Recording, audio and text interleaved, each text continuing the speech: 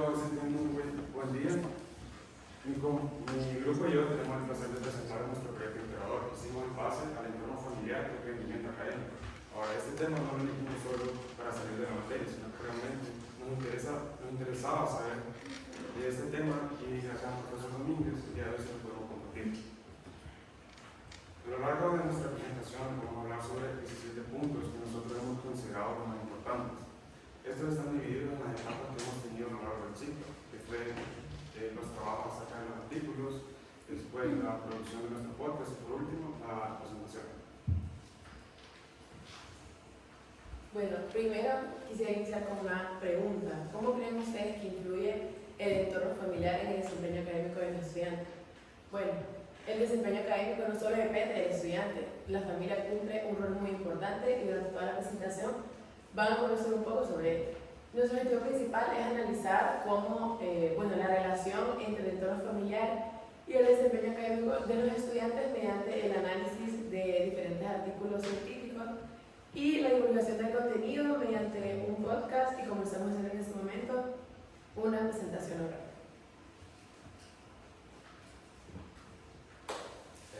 Durante el proyecto seguimos el siguiente proceso metodológico que contiene 3 etapas. La primera, el análisis de los artículos. Analizamos 4 artículos, 2 cualitativos y 2 cuantitativos, y elaboramos reportes escritos con comparaciones de dichos artículos. Durante la etapa 2 fue el análisis de los podcasts de referencia. En esa generamos transcripciones y escuchamos podcasts para identificar elementos técnicos. Y la última etapa fue de crear nuestro propio podcast. Ahí grabamos y diseñamos nuestro propio guión y lo publicamos en YouTube. Los artículos analizados fueron 4, como ya mencioné. El primero fue el tipo cuantitativo, con enfoque en la estructura familiar y la primaria. El segundo de tipo cualitativo y con enfoque en los adolescentes y el entorno. El tercero fue de tipo cuantitativo y el enfoque en apoyo familiar. Y el último fue de tipo cualitativo y con enfoque en la familia monoparental. En cuanto a los diarios, nosotros encontramos en los artículos, hemos considerado 3. El primero es la comunicación entre padres e hijos. Ahora, aquí consideramos bastante importante que los hijos tengan una comunicación constante y fluida con los papás, ya que así ellos pueden desarrollar una autoestima bastante fuerte porque los ayuda a desenvolverse en cualquier ambiente. Como segundo punto tenemos el apoyo, que es fundamental. Ahora, con esto no me refiero a las simples frases que un papá le puede decir a su hijo como de te apoyo o ya sabes que siempre estoy aquí, sino que realmente a las acciones que un papá hace para apoyar a su hijo, como lo puede ser dedicarle tiempo. Y por último tenemos las familias monoparentales. Estas son las que se definen como aquellas que solo tiene a uno de los dos papás, ya sea la mamá o el papá. Ahora, estas pueden tener varias cosas. La más común es que tengan menos ingresos económicos, lo que provoca que el padre que esté presente tenga menos tiempo con su hijo. Pero acá no significa que el hijo vaya a tener una menor calidad de crianza, sino que aquí como grupo nosotros consideramos que importa bastante la calidad sobre la cantidad. Bueno, ahora pasamos a la comparación de los artículos. Como se pueden dar cuenta, nosotros consideramos 4 criterios muy importantes, los cuales son la calidad de la estructura, la profundidad del análisis, la utilidad para el podcast y la calidad de los datos. Como pueden ver en la tabla, el artículo 3 es el que cumple mayormente con todos los criterios. Es por ello que nosotros fue el que mayormente utilizamos al momento de realizar nuestro podcast.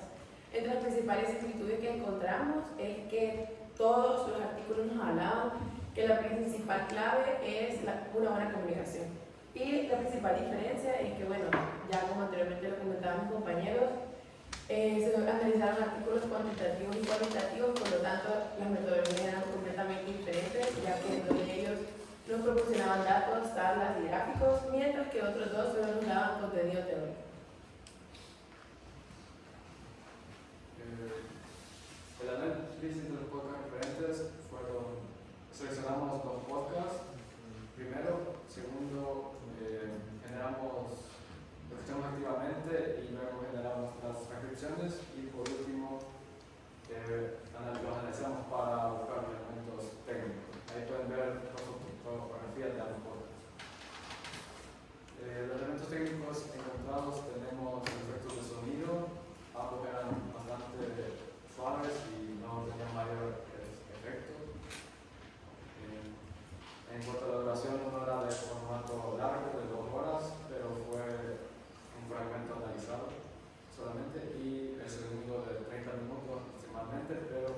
normalmente solo se analiza un fragmento corto. Y del tono narrativo ambos eran bastante cercanos y informativos.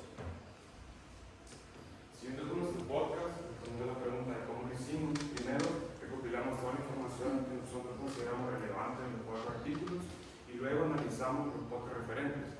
De ellos nos basamos en la estructura, los elementos a utilizar y demás. Luego, hemos considerado presentarles a ustedes los elementos clave para la realización de nuestro podcast. El primero fue la recopilación de la información de los artículos como exponente, de ahí la aplicación de la estructura de los podcasts, ya sea la música, las transiciones, etc. Y por último, fue la creación del guión, ya que nosotros queríamos darle a nuestro juego personalidad. Los principales elementos que utilizamos en nuestro podcast fue música original al inicio y al cierre, también intervención de los 3 integrantes del grupo. También nosotros incluimos un anuncio sobre qué estaba haciendo una asociación dentro de la universidad. Iniciamos con una pregunta retórica y el cierre fue un llamado a la acción. Los principales hallazgos de nuestro podcast, como punto número 1, la estructura familiar influye. Aquí, como dijo mi compañero Mario, es la calidad sobre el tiempo. Como punto número 2, el apoyo clave, una revisión de tareas y una motivación emocional ayuda mucho a la autoestima del estudiante. Punto número 3, las metas realistas, comunicación efectiva, que es tener comunicación abierta y clara. Y también, como punto número 4, metas realistas y también incluir al estudiante en planes a futuro dentro de la familia. Para la realización de nuestra presentación seguimos una serie de pasos. El primero fue el seleccionar la información importante durante todo el proyecto. La segunda, seleccionar la aplicación que vamos a utilizar para elaborar la presentación. El tercero fue el diseñar un borrador de contenido de lo que se abordaría y por último dividir equitativamente la información entre nosotros. Siguiendo con los aprendizajes metodológicos, acá nosotros los hemos dividido en 2 partes. El primero es las diferencias entre los artículos. La más común y la más importante eran 2 cualitativos y 2 cuantitativos. Las diferencias es que uno se basa en datos, resultados, en base a estudios que los investigadores han hecho en cierta población, y lo otro se basa en hipótesis e ideas que los autores tienen. Gracias a todo lo anterior que han mencionado mis compañeros, nosotros adquirimos varias habilidades que hemos considerado las 4 que están ahí arriba como las más importantes. La primera fue el análisis crítico, ya que de todos los artículos teníamos que entender realmente lo que los autores querían decir, ya que no era un lenguaje simple, sino que se referían a ciertas cosas con palabras muy técnicas. Siguiendo con la síntesis de la información, los artículos tenían una extensidad bastante larga y nosotros teníamos que recopilar la información más importante. Después, la producción multimedia. Gracias a los podcasts referentes, nosotros aprendimos a cómo estructurar un podcast, hacer las transiciones y demás. Y por último, la divulgación científica, que fue simplemente aprender a cómo subir un video de YouTube. Y recomendaciones tenemos tanto para los familiares como para los educadores según el contenido de los artículos. Para los familiares, comunicarse abiertamente, reconocer el esfuerzo, no solamente ver las calificaciones. Y para los educadores, involucrar más a los padres en diversas actividades como campamentos, retiros, etc. Y proporcionar recursos de apoyo. También, las herramientas que utilizamos para toda la elaboración de todos los reportes durante todo este ciclo fue principalmente Internet y la ayuda de diferentes inteligencias artificiales como son ChatGPT, Quillbot y DeepSeek. De ahí nuestras conexiones con el mundo científico. Aquí las hemos dividido en 3 etapas, que fueron las del ciclo, que fue el análisis de los artículos, donde nosotros leímos y analizamos.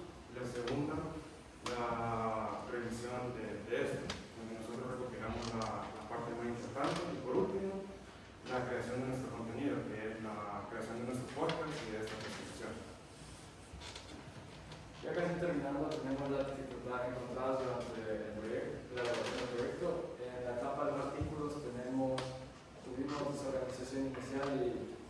dificultad para coordinar nuestros horarios.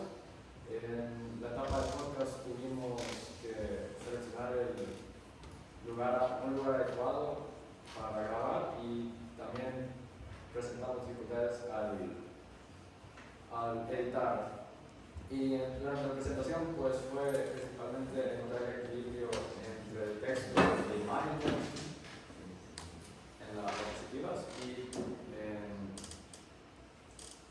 y el usar correctamente ortografía. Y ya por último la reflexión final. Durante este ciclo estuvo lleno de conocimientos, sin embargo queremos darles nuestra reflexión.